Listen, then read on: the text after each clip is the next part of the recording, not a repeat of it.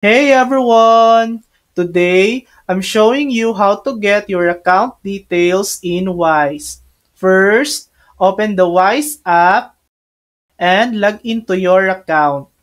At the top, tap the currency like USD or PHP for the account you want details from.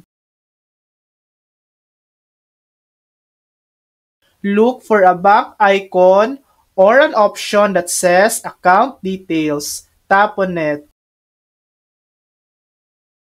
View your information.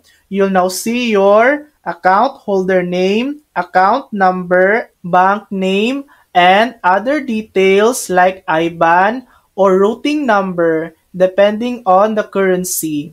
Verify your identity. Some currencies may require ID verification before showing your details. And you're done. You can now use these details to receive transfers or payments into your Wise account. And that's it. That's how to get your account details in Wise. Thanks for watching. If this video helped you, please like and subscribe for more helpful tutorials.